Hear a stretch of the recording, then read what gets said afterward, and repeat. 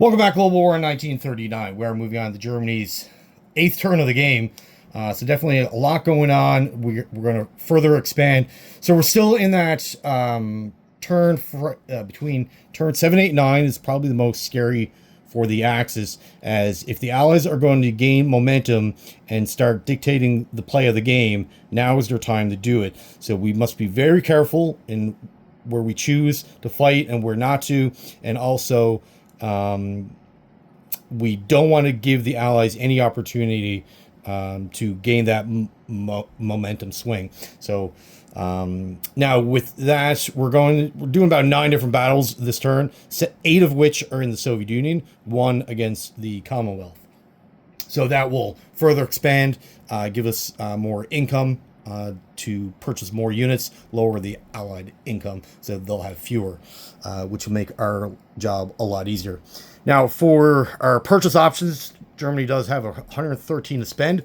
We're going to be getting 3 regular infantry, 1 advanced infantry, 1 fighter for 10, and then 13 transports. That'll be the entire 113. Of course, our allies are producing forces as well. Romania are getting 2 infantry, Hungary 1, and then Bulgaria will get our 3rd self-propelled artillery. Now, for the battle against the Commonwealth, if you remember last turn, we did a bombing raid against London, maxing out the damage there. He didn't repair it, which is fine, but that kind of renders that factory useless to him. He can't produce out of it. But he still has a factory in Liverpool that we're going to bomb this turn. And now he still has 3 fighters, so there will be an interceptor battle. So we want to be careful. And he purchased 2 fighters, brought 1 over from Canada.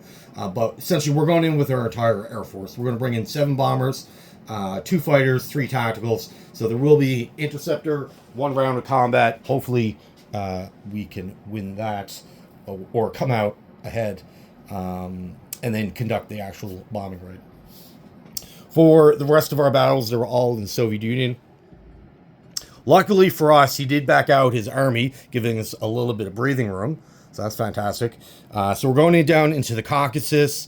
Stalingrad, of course, we're going in, recapturing that. Not only that is worth $6 for us, is also a victory point for the end of the game. So we need that. The territory just north of Stalingrad. Northern Russia, as it's empty, might as well take advantage of a free territory. And Malstarostock and Krylia. We're also going into Viipuri, which is only being defended with 1 infantry. And there's a partisan in Smolensk. So last turn we forgot to cover off Smolensk. And so basically, anytime there's a captured Soviet territory that's empty, partisan will pop up. Now the partisan can't move, can't do anything. It only defends at a 2. But if you let it happen 2 turns in a row in the same territory, then 2 partisans will form 1 infantry. They'll capture the territory. Then that infantry is free to attack, move, do whatever infantry do, and it defends at a 4. So let's get rid of that now before that happens. And that's entirely our fault. We totally missed that territory was empty. Let's get into how we're going to... the units required for all these battles. So for Karelia, we're going in with the 7th Army from Leningrad. So that's 5 infantry, 6 tanks, medium tanks. For Viipuri, we're going in with 1 infantry, a mech artillery. The mech artillery is coming from Novgorod, the infantry from Leningrad. For Malstarostock is going to be 1 infantry, 2 medium tanks, from Novgorod, and then an advanced infantry from Moscow. The Northern Russia, we're going in there with 1 mech. Yes, we'll go there with 1 mech from the 6th Army. For this territory here, can't pronounce it, but it's just north of Stalingrad. We're going to go in with 3 advanced infantry and an artillery. That should be enough for that. And then for Krylia, going in a few more units. 4 medium tanks, 2 mechs, 3 infantry, 4 advanced mechs, and then 4 artillery. So definitely overkill, but we need and want that territory. The rest of the 6th Army will be marching into Stalingrad. For the Partisan, we're going in with 1 infantry from Belarusia, and then self-propelled artillery from Western Ukraine. And will that be enough? An infantry from Olarkursk will also go in. All right, the rest will be non-combat. All right, so let's do the bombing raid first, as that is the most impactful battle, the most important. Okay, so now he has a regular fighter and 2 Spitfires. Now, the interceptor values, regular fighters are at 3, tacticals are at 1. And the more advanced fighters like Spitfires, veteran fighters, stuff like that are at 4. And then the bombers will be AA fire. So the whole point of bringing in our fighters' tacticals is to shield the bombers from the fighters. All right, so tacticals at 1, we have 3 of them. 3, 4, 5, so that's expected results. Fighters at 3. 7, 10. Okay. He returns with the regular fighter. Got a 12. Excellent. And then his Spitfires.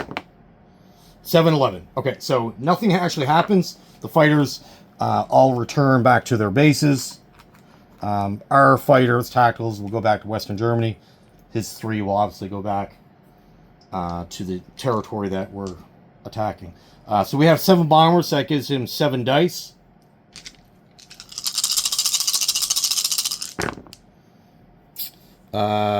Okay, so we got 9, 11, 8, 9, 8, 12, and 1, 2. Look at that.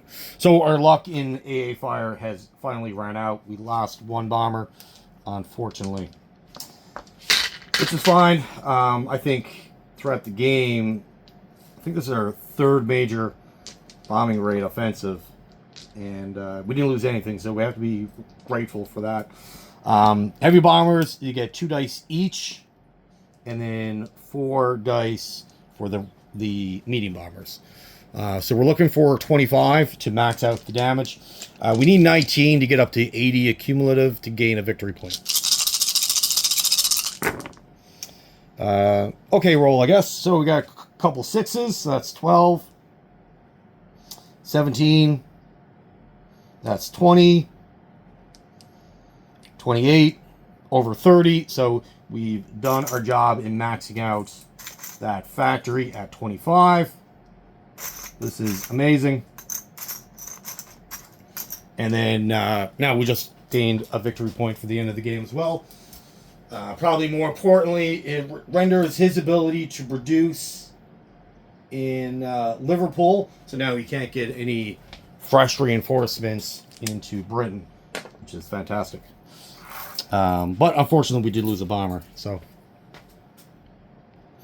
right, so let's start running the battles in Russia. This will be for the Caucasus. We have 6 medium tanks. So 4 at 6. 4, 6, 8, 7. We're good. He returns with a 6. So he's dead. Caucasus is ours. This will be for Stalingrad, where we have 6 Mark 4s. So they attack and defend at 7. We got 2 hits, 6, 2, and the rest are misses. So he returns. So his elite guard, a 6, he missed, and his regular infantry, he got a 3. So we lose 1 infantry in Stalingrad. This would be the territory just north of Stalingrad. He has lone infantry. So we get 3 at 3. 3, 6, 11. He returns with an 8. Fantastic. That territory is ours. The Northern Russia is already handled as it was just a walk-in. This would be for Mall Star Stock. So we got 2 tanks, an advanced infantry, and a regular infantry. So the tanks at 6s. 1, 4. Excellent. He returns with a 9. Fantastic. So that's another territory ours. And then 3 more battles, and then we'll be done. Wonderful. So this would be for Krylia, where we have 5 infantry and 6 tanks, medium tanks. So 6 at 6. 4, 4. We got our hits. He returns with 11. Fantastic. So now Vipuri. We're going in Vipuri kind of weak comparative to the other territories. But 2 at 3. 1, 3. Okay. And then return with a 12. Okay. Nothing to worry about. All right. So last battle will be Vipuri is ours. Excellent. And then the last battle will be the Partisan. So how the self-propelled artillery work, it's their artillery, they do increase it in infantry like normal, but they move 2, and they have 2 dice at 2 instead of 1 at 3. So we got 3 dice at 2. 6, 6, 2. Fantastic. And then return 11. Okay, so that's gone. All right, Slovensk. It was still ours. We didn't lose it, but we just got rid of that Partisan, and now we don't have to worry about that popping up. Fantastic. So, a few losses. Losing that bomber wasn't really the greatest, but overall successful turn. Now for non-combat moves. Let's take a look. Okay, so we got a few things to do in our non-combat turn. So the 3 tanks that's in Romania, they're going to move up 2 spaces to Ebling.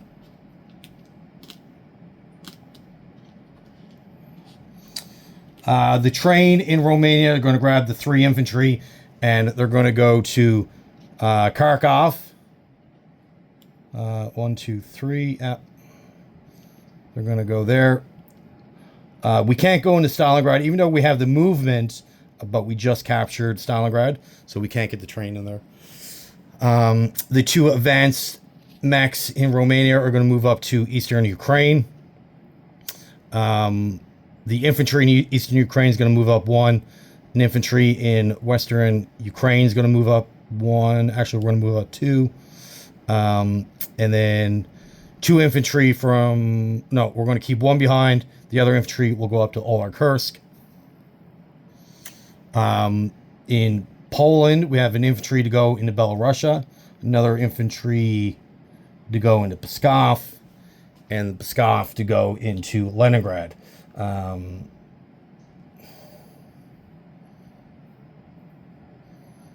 going to have another Partisan. Oh my goodness.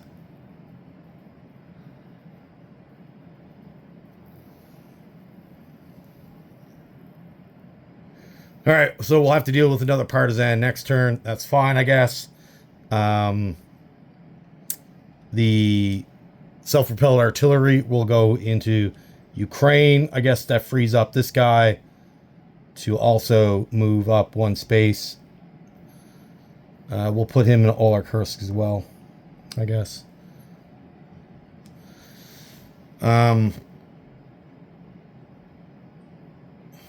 The cavalry in Yugoslavia is going to go to Western Ukraine.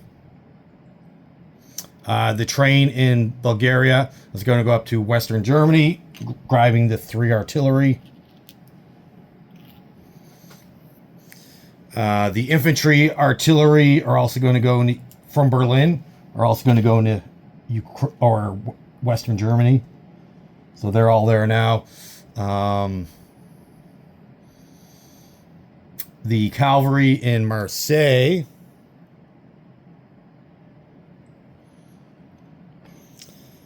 The cavalry in Marseille will go in with the Italians in the Northern Territory, and the 2 mechs will also go in there as well. And we'll grab an infantry from Bador, and they'll move down 1 space. So the infantry in Normandy will go down to Bordeaux. The one in Reims will go to Normandy. And then all the infantry in Paris will move to Reims.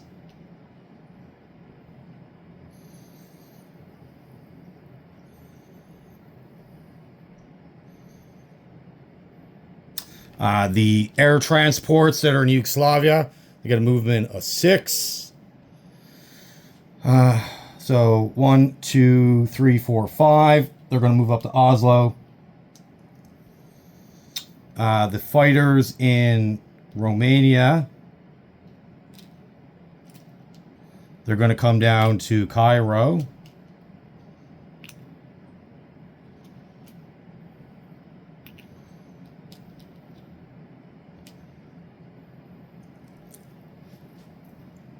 Yeah, so they move down to Cairo.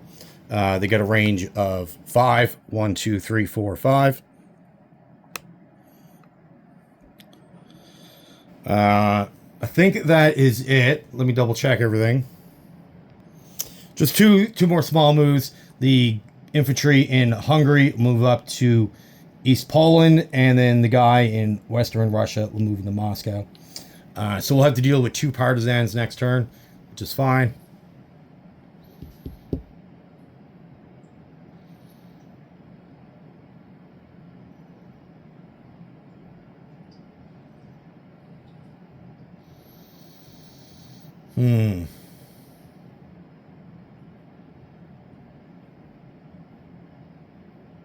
Okay, so unit placement. Bulgaria gets their self-propelled artillery. Romania gets their 2 infantry. Hungary gets its 1.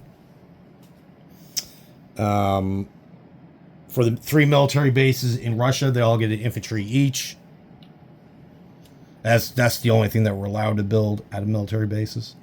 You're only allowed to build regular infantry, no specialized infantry, just regular. And then in Berlin, we'll get our fighter. Also in Berlin, our advanced infantry will go into Hungary. The fighter will go into Berlin. And then our 13 transports will be produced in C-Zone 18 with the rest of our fleet. Yes, C-Zone 18 with the rest of our fleet. Right, so that is... Oh, we forgot one unit down here. We forgot this lone transport. Tucked away, so he'll just move up 2 spaces. And he'll probably get killed this turn. All right, so that is it for the Germans. Income. Okay, so after territory and bonuses, we have 117 to spend next turn. 22 of which are bonuses. So we get our 2 $5 bonuses, and we get 4 $3 ones. So it brings it up to 117 to spend next turn. All right, well, that is it for turn 8. Moving on to the Japanese. Thank you for watching. Have yourself a great day.